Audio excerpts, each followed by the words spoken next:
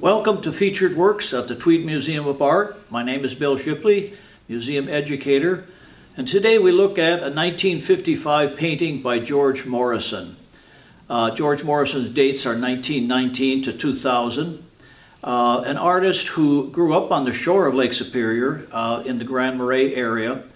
As a boy, always interested in art, early memories of the lake, swimming in the lake, the ice-cold lake, stayed with George Morrison throughout his career. This artist is somebody who has influenced me a good deal in my own work. His books, Turning the Feather Around and Standing in the Northern Light, are touchstones in my own library. This painting is significant for a number of reasons. It's a recent acquisition to the Tweed. It's from 1955, a very formative year in Morrison's career. He was in New York at this time, showing with the New York School painters, his good friend Franz Klein, de Kooning, Motherwell, Will Barnett, Milton Avery. The list is endless of the artists he showed with in those early loft years in Greenwich Village in New York, near the Cedar Tavern, which, by the way, is a very famous place for the abstract expressionist artists who would meet and talk. Jackson Pollock among them.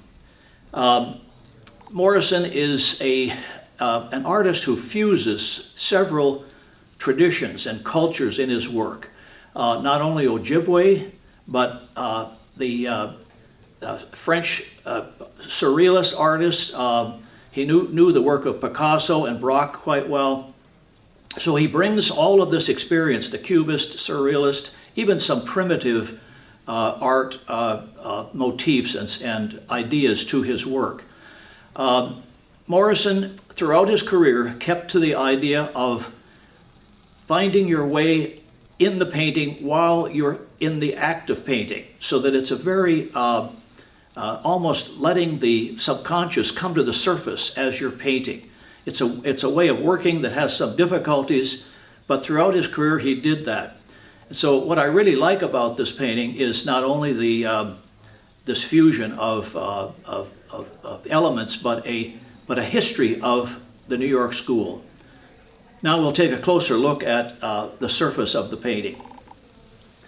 The title of the painting, Red Sky, is an interesting one for the idea of a horizon or a sky. Work that often, in many of Morrison's work, almost a signature is the top third of the painting becomes the edge of a landscape, as though we're looking over an edge onto a further distance. One of the other great things about the painting is Morrison's early on discovery of texture and a scumbled paint, almost giving a history to the surface of the painting. It becomes very much an object that has a history and a surface and a texture to it. And this painting exhibits some of those characteristics. He was also showing, along with a friend of his, Will Barnett, who was his fellow at the Art Students League in New York. And this painting has some similarities to Will Barnett's work in the mixture of geometric and slightly organic shapes in a kind of puzzle-like shifting format in the lower half of the painting. Both were interested in style or elements, kind of elemental motifs in primitive art, especially Northwest Coast totem art.